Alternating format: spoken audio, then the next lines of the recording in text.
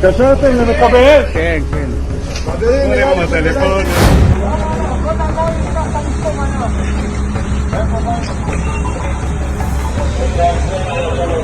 جاءت دباباتكم إلى لبنان وإلى جنوب لبنان.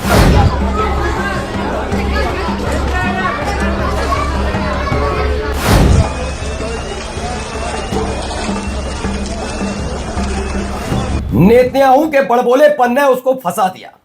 अब तक तो कई देशों ने पहले ही इजराइल का साथ छोड़ दिया, लेकिन जब 28 तारीख को पहला हमला किया था उसने अमेरिका के साथ मिलकर इजराइल पर, उस दौरान सभी ये कह रहे थे आखिर ये हमला क्यों, तो उसने कहा रक्षात्मक है, क्योंकि हमें जानकारी मिली थी ईरान इजराइल पर अटैक करने जा रहा है।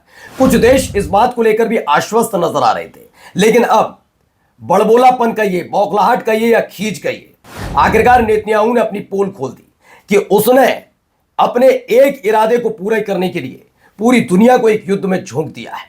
तो ऐसा क्या है जिसकी वजह से थू-थू हो रही है नेतन्याहू की इजराइल की?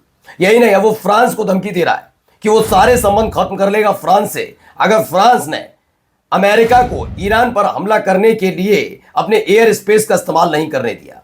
सोचिए, अपने ही खुलासे के बाद वो धमकी देता नजर आ रहा है। तो इन सब के बीच एक और खबर निकलकर सामने आई है। खबर यूक्रेन से जुड़ी हुई है, क्योंकि हाल ही में यूएई के अंदर जो यूक्रेन का एक वेयर हाउस का ही है जहां पर ड्रोन सिस्टम तैयार किए जा रहे थे, उसे ईरान ने फूंक दिया था। तो अब यूक्रेन की भूमिका यहां क्या है, और कई महत्वपूर्ण खबरें भी, हमले भी हुए हैं भाई। नमस्कार, मैं हूं प्राज्वल गौतम और आप देख रहे हैं the live TV. The live TV, सच सबसे आगे। सबसे पहले जरा ये खबर जरा सुनिए। And this is the guarantee for our future. We are working on transforming Israel into a super nation in the region and globally, and we were able to do so thanks to our soldiers and our captains and all those who fought and those who died, and of course thanks to your solidarity and your steadfastness. तो देखिए, इस आदमी ने खुद मान लिया, Netanyahu ने खुद स्वीकार किया है कि उसने ये युद्ध इसलिए शुरू किया, यानी ईरान पर पहला हमला इसलिए किया क्योंकि वो इजराइल को एक सुपर नेशन बनाना चाहता है।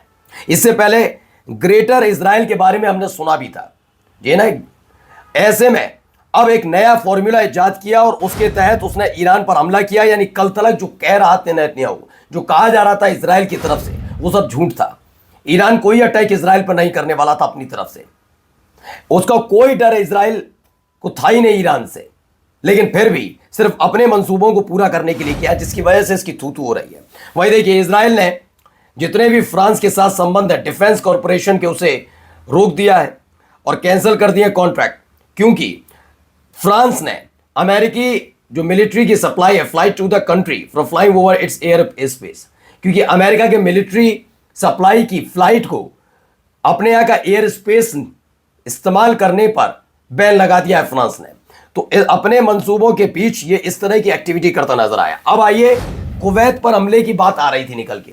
कुवैत ने तो हमला किया ही किया, लेकिन देखिए कुवैत के सरजमी यानी बोबियान आइलैंड का क्या इस्तेमाल किया गया। ये तस्वीर जरा देखिए, इस तस्वीर ने काफ़ी कुछ चीज़ें क्लियर की हैं। इसने जियो लोकेटिंग है जिसने बताया है दुनिया को कि अमेरिका ने कुवैत के बोबियान आइलैंड का इस्तेमाल किया ईरान पर हमला करने के लिए, और अगर ईरान कुवैत के इस इलाके में हमला कर रहा है तो गलत किया है। नेतन्याहू के साथ साथ जरा ट्रंप को भी सुन लीजिए। We have emissaries, but we also are dealing directly, and as you know, they've agreed to send 8 boats 2 days ago, and then they added another 2, so it was 10 boats.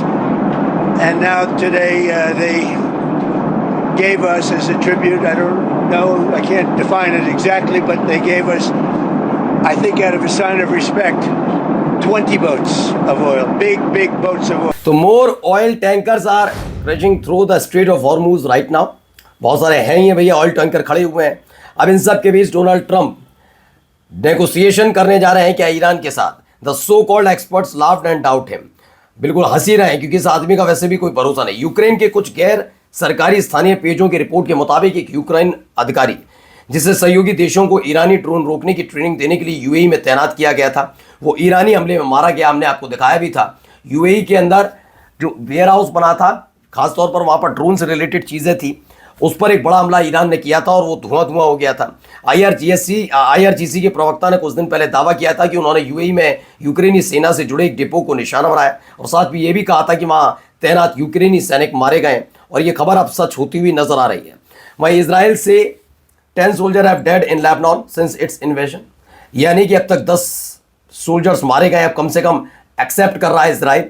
अभी तक 7 की तादाद थी, वो बढ़कर 10 हो चुकी है। मैं अभी आपसे कहता हूं 10 हेलीकॉप्टर भेजे गए थे लेबनान 2 दिन पहले, और मीडिया पर पाबंदी थी कि हेलीकॉप्टर में क्या आ रहा है, कितने शव आ रहे हैं, कितने घायल आ रहे हैं, इसकी कोई रिपोर्ट नहीं होगी, ना वीडियो ना फोटो, और खबर भी नहीं छपेगी। अब 10 सैनिक मारे गए ऐसी खबर है, लेकिन जिस तरह की खबर है लेबनान से निकल कर आ रही है, इसकी तादाद बढ़ सकती है।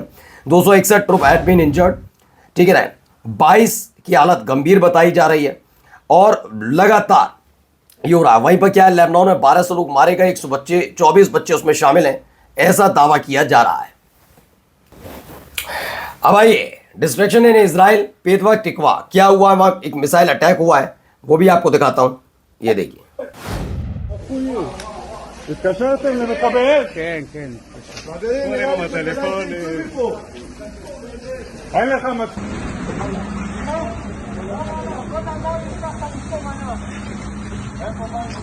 ये हालात देख रहे हैं, इजराइल में पेतवा टिकवा इलाका है, वहां पर कुछ ऐसे हालात बनते नजर आए।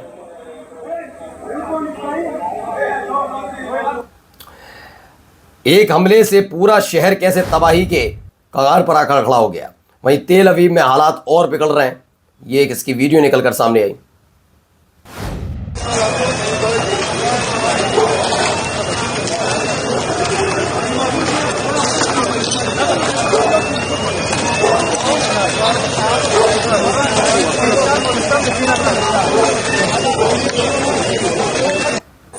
तो कैटास्ट्रोफिक डिस्ट्रक्शन इन तेल Aviv following direct missile hit. तेल अवीव में सीधा हमला किया गया और उसके बाद तबाही का मंजर मैं बताऊं, आप इससे बढ़िया देख रहे हैं तो आप समझ ही सकते हैं।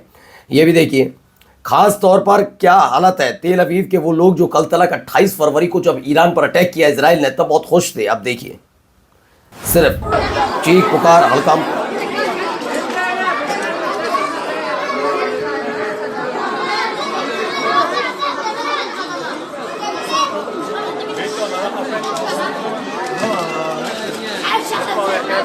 הם טוענים שכן אפשר לראות פה את הרסיס, אני לא רואה מהומה.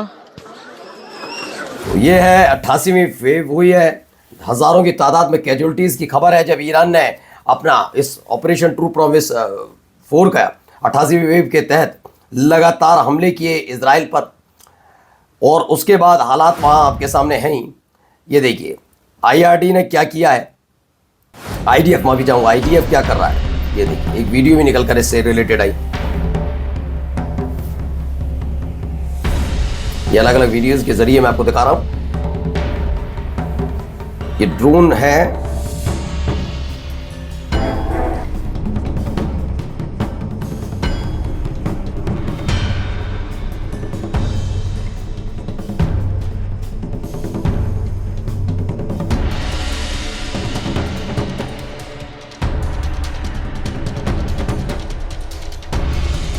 तो इसमें बताया जा रहा है कैसे वहां पर पहुंचता है, और एक IDF का मरकबा टैंक उड़ा दिया, इसको लेकर खबर है। ये देखिए, ये वही मरकबा टैंक है।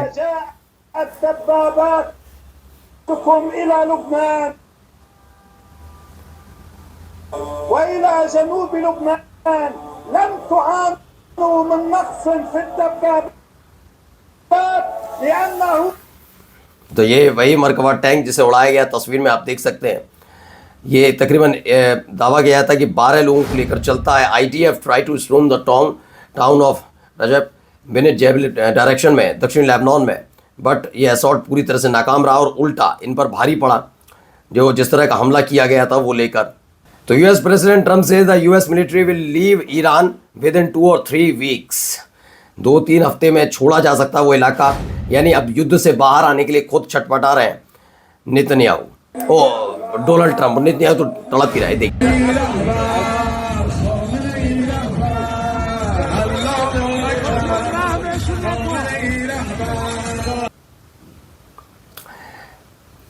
तो ये असली हिम्मत की मिसाल है। ईरान के राष्ट्रपति और विदेश मंत्री तेहरान में खुलेआम घूम रहे हैं, पब्लिक रैली में हिस्सा ले रहे हैं, जबकि अमेरिका और इजराइल लगातार शहर पर बमबारी कर रहे हैं। ये स्थिति ईरान की है, जो ईरान पर ग्राउंड ऑपरेशन की तैयारी में जुटा हुआ। अमेरिका ऐसा दावा अब भी किया जा रहा है कि हाँ, ग्राउंड ऑपरेशन किया जा सकता है अमेरिका की तरफ से। और इन सब के बीच ईरान में जो प्रमुख लीडर है वो कैसे खुलेआम घूम रहे हैं, आप देखिए रहे। नमस्कार। द लाइव टीवी, सच सबसे आगे।